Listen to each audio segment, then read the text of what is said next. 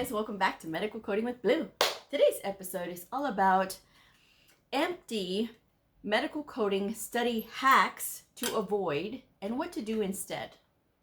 If you're brand new to my channel, welcome. I am Blue. I'm a medical coder. Okay, guys, so I'm gonna say this first. What I'm gonna say today is gonna upset some people because some people are gonna disagree. No, that's how I learned. I learned this way and it helped me. If it helped you, that's fantastic. I know that lots of people learn different ways, but the overall cadence of my channel is a little different from what a lot of people are used to. And some people think that these little shortcut ways that I'm going to talk about avoiding are the best way because that's the only way that they know. I have seen all of it. I've been a medical coder for 17 years. I've been in this industry, okay? Been a medical coder for 17 years and close to 18 already. And so I know I've seen a lot of it, but I've also seen what works. I've also seen what strong medical coders are made of. And I've also seen those that are just along for the ride and not really putting in the effort. I've seen those as well. So I've spent a lot of time in this industry and with a lot of these people with differing points of view. The message on my channel is going to be consistent. And that is that what I'm going to talk about today, these are some empty medical coding study hacks that are very popular all over the internet, okay?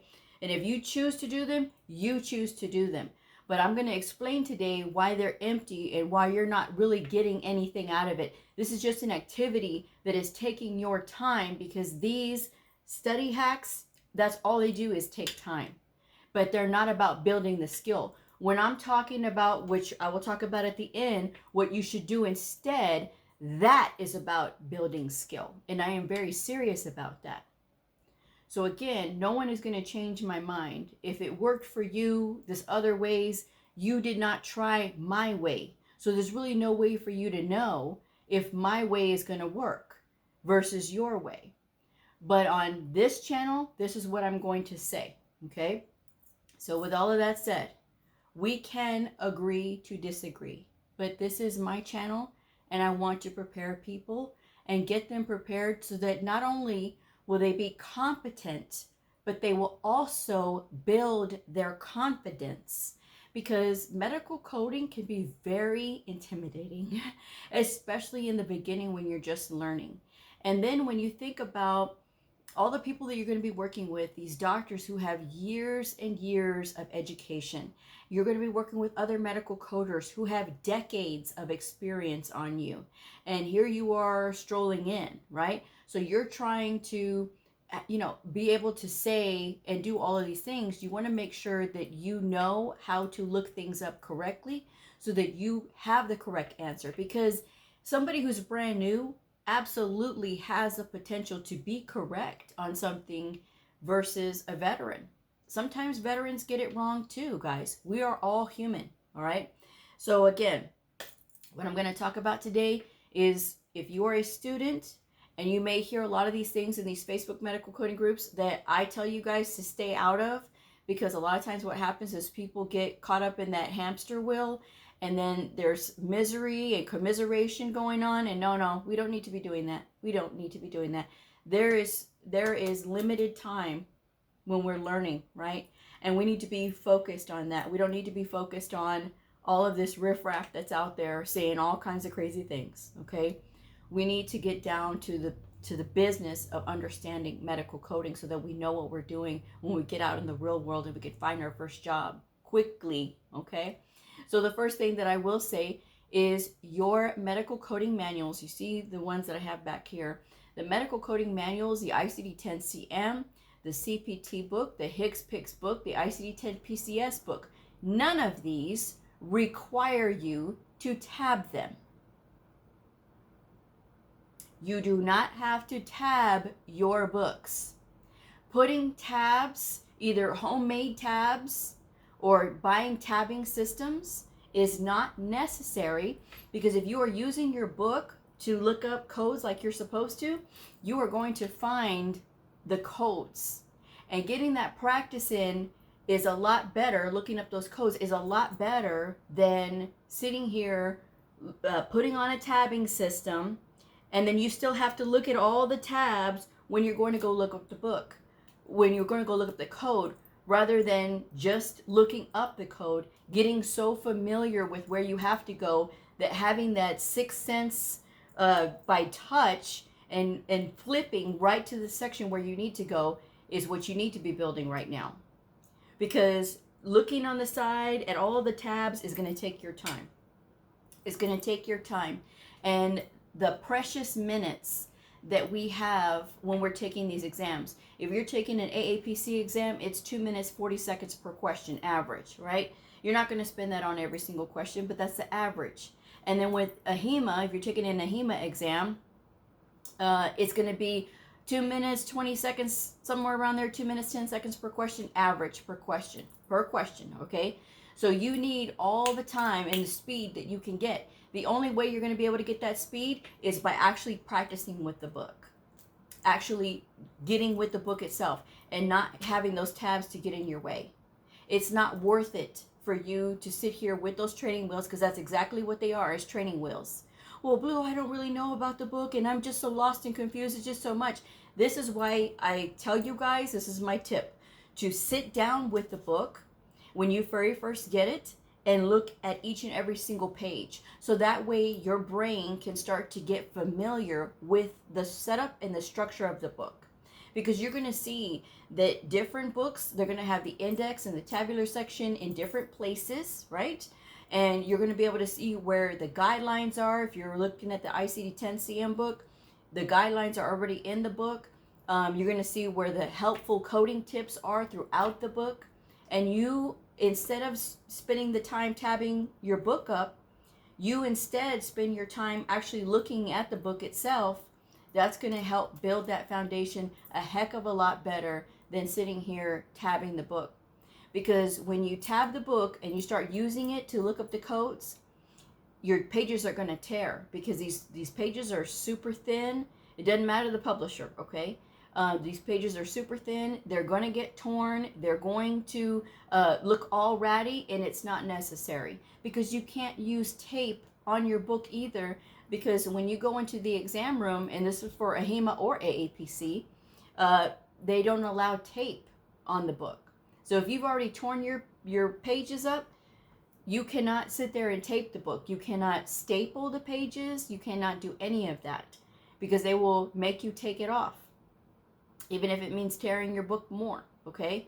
So that's the thing that you have to understand, is that these people are very serious about when you're going to go take these exams, they look at these books. If you are taking an HEMA exam, you're going to go to a Pearson View Center, right? And then they're going to inspect the books. If they see something in there, like those tabbing systems, they're going to make you take them off. And you've already got a big mess on your hands, because that sticky stuff gets all over the book. And then you got pages being stuck together. Rather than just leaving it alone, because it already has all of the information in it. And these coding manuals are broken down by different colors. So again, if you're using the book like you're supposed to, you're going to get to know that book by feel. The first week is going to be a little rocky. But then the next week, you get in there, the second week, you're going to find yourself getting faster and faster with that book. And you didn't need those tabs the whole time. Don't let anybody sit here and convince you that you need them when you have not tried to work without the tabs first. I never used tabs. Never. Not even when I was in school. Because back then, AHEMA was very, very strict about if the tabs did not come with the books, you could not, have the tabs at all. Now they say if the tabs come with the book, then yes, you can. The CPT manual, Current Procedural Terminology Manual, does come with a set of tabs. I've demonstrated it here on the channel before, because I've gotten so many messages about that. So I said, okay, well, I'll go ahead and do the video. But I've always said, even in the video, you do not have to do this. It is literally a waste of your time when you could actually be looking at the book itself and getting more familiar with it that way. You will be more confident, because you will be practicing and looking at the book itself, so that way your books can be clean when you go in to take your test. Okay? Now, if you want to tab up your book after you've taken your test and you want to use it for your work, whatever, that's fine. But until then, when you're going to go take those tests, you need to have your books clean. And that means not tabbing those books. You do not need them. They will get in your way. So if you have those books tabbed up right now, I would encourage you to remove the tabs. So that way you can give yourself a chance to build your skill with looking up codes in the book. Yes, when you get into the real world, you will be using an encoder. But for right now, you need that speed. That speed is going to be everything. And the speed is what I mean is looking up codes in the book. If you do not have your speed, that is going to greatly impact your ability to move quickly through these books. You will need 3 books for your exam. Whether you're sitting for an AHEMA exam or AAPC exam, they all require 3 books, depending on which test that you're taking, right? But you will have to have 3. And so getting through these books, being confident with where things are in the book is going to be your first step to success. So like I said, if you have tabs, I'm going to recommend that you take them off, okay? And don't think that you absolutely need them, because you haven't been in this industry to know that you need them. You do not need them, okay? I'm a veteran speaking on this part. You do not need them. The book is already set up for you to learn from it. All you have to do is just look at it. The second empty medical coding study hack that I have for you all out there is not writing in your book. Your book should not be written in. It should not be highlighted. Why? Because these books are written by doctors and scholars. There is absolutely nothing that you could add to it that is going to make it better. There is absolutely nothing that you could put in it that these doctors and scholars haven't already thought about that is relevant to that book.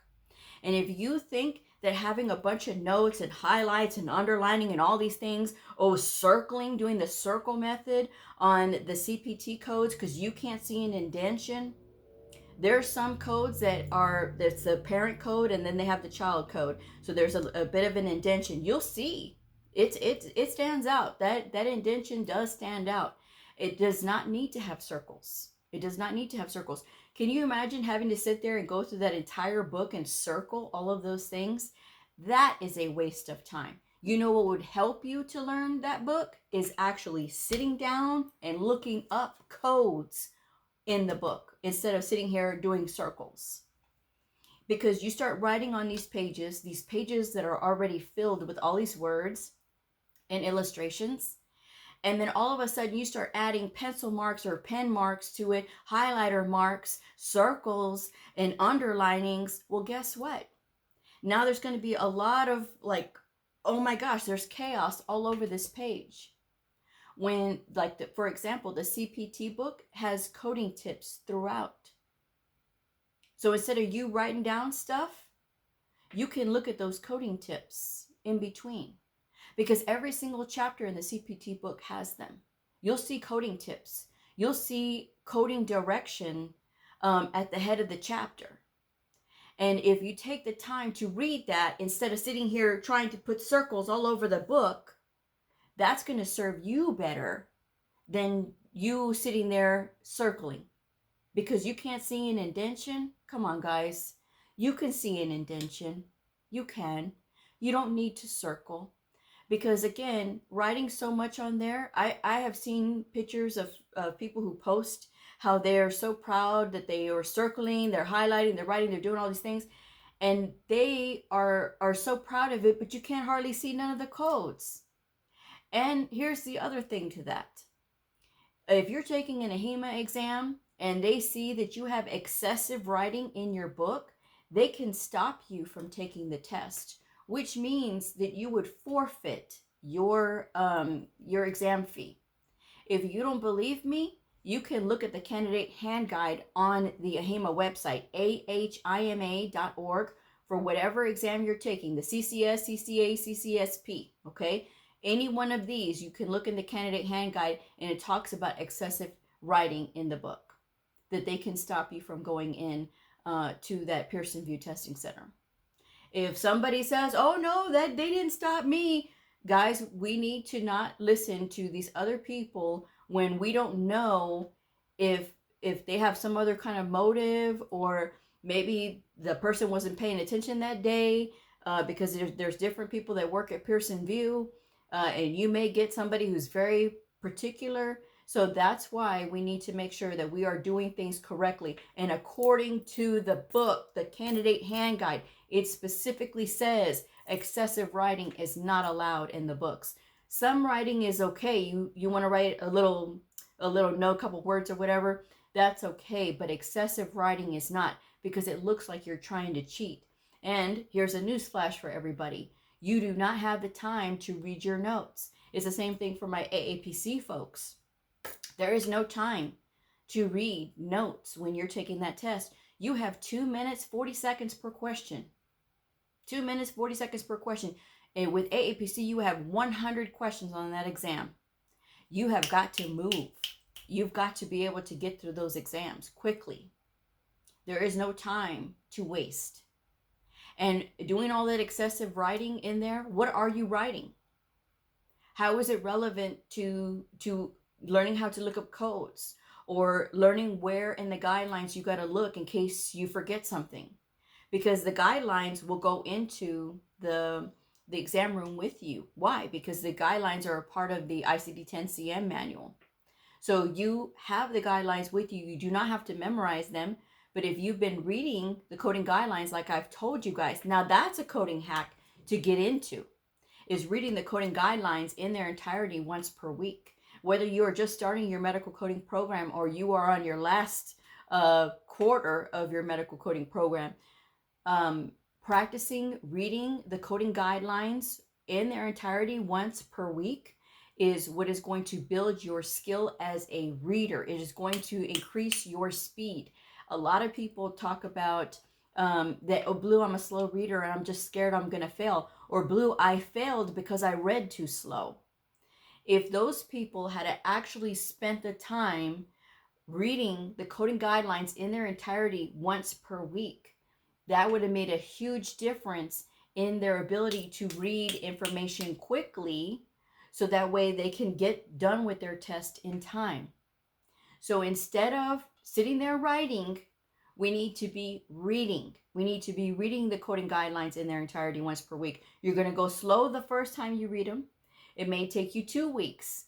But guess what? The second time that you read the coding guidelines, it's going to be a little bit faster, maybe a few seconds faster, but it will be faster because your brain is already getting very familiar with it. You go through it a third time, you're going to get a little more faster. It's not going to make sense right now, but when you're in that exam room and that test maybe has a question or something, for example, like about sepsis, and you're thinking, okay, I know sepsis has a rule about sequencing. I know I saw something in the guidelines about that. So you flip right to the guidelines and you know which chapter to hit, and you're looking at that section and you know right where to go because you've read it so many times. You know exactly where to go. You're more confident that way. And then you find your answer and you're like, yes, I got the answer. And so you know what to pick up. It's the same thing for OBGYN coding, right? So those are the things that will help you better with the reading part than to sit there and try to circle or write a bunch of notes, because you're not going to read anything when you're taking your exam. All the reading you should be doing is before the exam. All the reading you should be doing is before the exam. And I'm telling you guys, you cannot go wrong reading, and doing that and focusing your energy there instead of tabbing, writing, highlighting, circling. These things take time. They do not develop your skill doing that. What develops your skill is actually sitting and working with the book. And you can say all day long that, no, that's how I learned. That's how I learned. These medical coding manuals, these ICD-10-CM, the CPT, the HCPCS, the ICD-10 PCS, these are not workbooks. You have workbooks for that. Those are not workbooks. They are reference books, and you should treat them as they are reference books. And I have always been taught from a little girl that you never write in books, because all of the information is there. All of the information is there. I want coders to be strong and confident. I don't want them to rely on things that are really not going to help build their skill. Because after a while, when you're just sitting there circling, think about that, guys. Are you really looking at everything? Are you paying attention? Or are you just looking for indentions?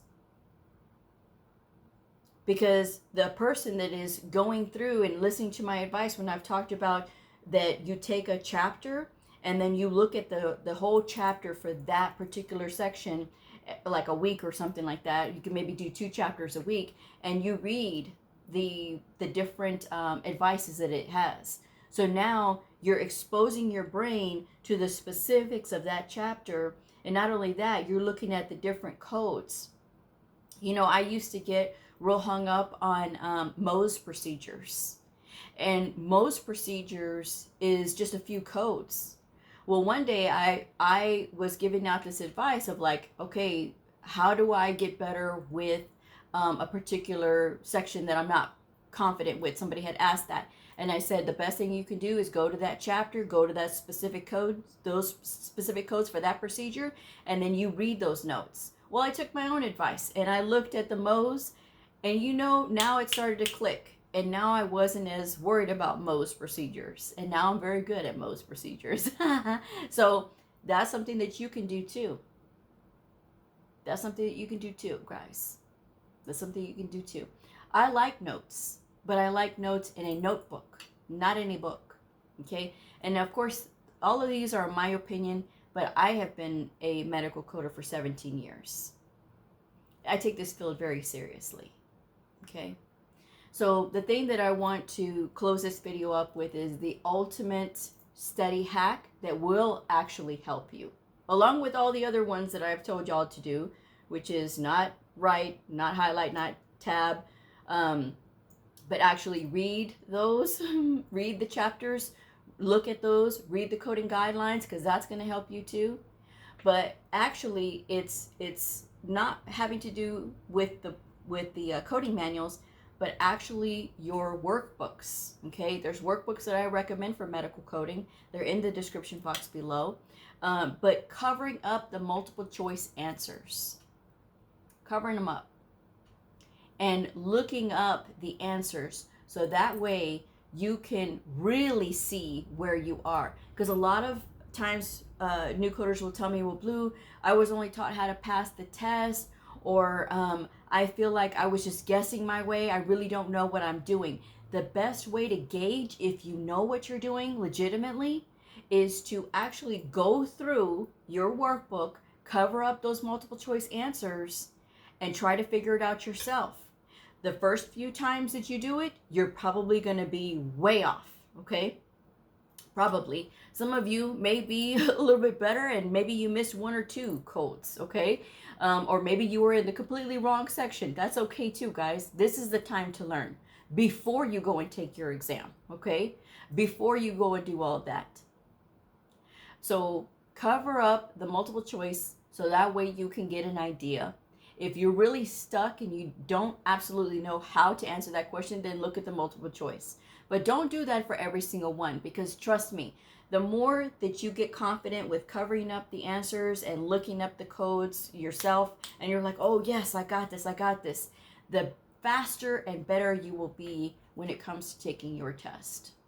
And even for my people who say, Blue, I get really nervous, taking tests, and I get like, I forget everything.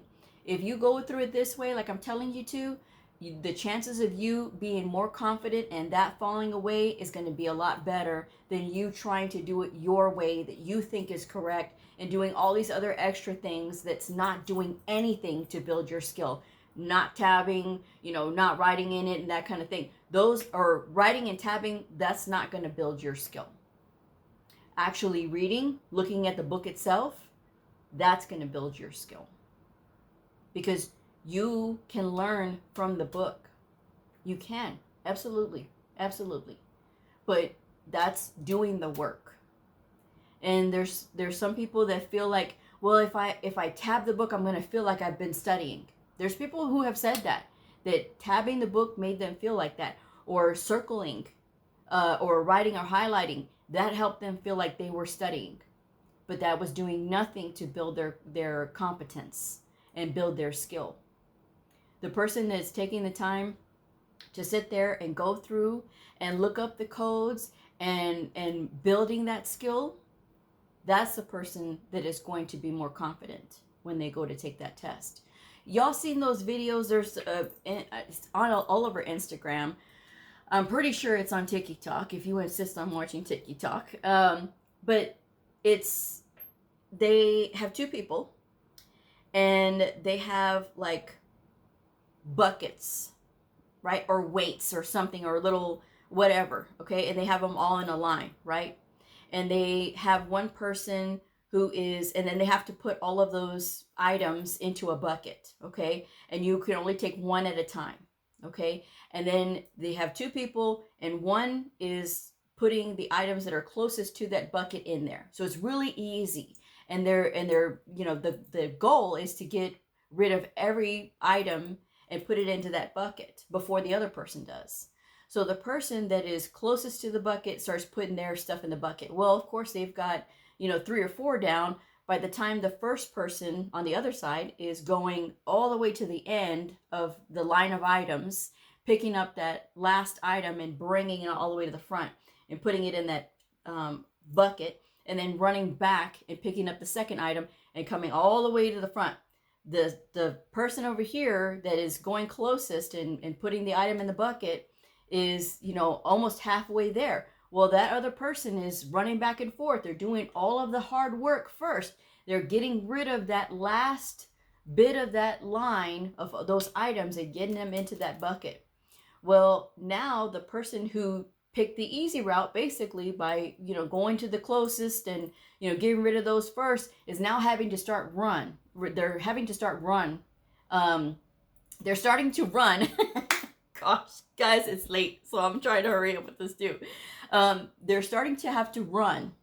Okay, now they're getting a little bit nervous because now this person who picked to do the hard thing first, which was run all the way to the end of the items and bring it all the way to the front, is now starting to see the bucket get closer, because now they're able to see that bucket get closer. And now they're going a little bit faster, a little bit faster, a little bit faster. And meanwhile, that other person on the other side is now having to run really fast, trying to catch up with the person who did all of the hard work first. And now they're close to that bucket and they're going to win. Be like that person, guys. And that person is the person that takes their time to learn. And that's what you're doing when you are actually using the book and not adding anything to it. You're not going to gain anything doing that. What you're going to gain by actually using the book is familiarity, confidence, competence. That's what you're going to gain by doing that. I would not recommend things that I have not personally done myself. This is what I have done. This is why I enjoy coding. This is why I still have providers who have left my facility and still call me for advice. This is why I've been able to turn whole clinics around because of a education problem in that particular clinic and get everything going right again. I've been able to do that. So these methods that I'm giving are the same methods that I've given to everybody else to help them to learn. And even to my providers, when they've said, well, we don't need to do all this, we don't need to do all that. And I'm like, this is the way to build your skill. All my providers that I have working with me, eventually they're going to leave. And I tell them, I want you to be strong, because out there you have coders who are going to be brand new to the industry and who may not know. And that's why I always will say on my channel, that when you learn the slow way, that is the fast way. Thank you to Rick on his channel, Think Like a Horse. Has nothing to do with coding, but Rick is just a crazy Texas implant here. Well, he's a California implant rather, in Texas, but he was an instructor for adults, and so he says, you know, you got to learn the slow way because then you'll be fast. But if you try to learn fast and you try to do all these little shortcuts, that's when it doesn't work. And this is all about building organic skill. I'm just saying. So with that said, I'm going to go ahead and wrap this one up. It's okay if we disagree, guys. It doesn't matter to me. But my channel, I'm always going to recommend the best route, that it's not always going to be the flashiest. It's not always going to be the most glamorous, okay? But it is going to make you the best. That's what I want. I want you all to be the best. I don't want you all to be lost and confused, but I need you to follow it. And even if you don't feel confident at first, oh, Blue, I don't know, taking the tabs off, I'm just so used to them. No, as quickly as you think that that's helping you, trust me, when you take those tabs off and you start practicing without the tabs, watch how fast you get. Watch how fast you get. I'm just saying. And read those guidelines, guys. Read them, because nothing else is going to help you but reading those coding guidelines. I'm just saying. So with that said, I'm going to go ahead and wrap this one up. Thank you guys so much for joining me. If this video helped you, please like, subscribe, and share. And I'll see y'all next time. Bye.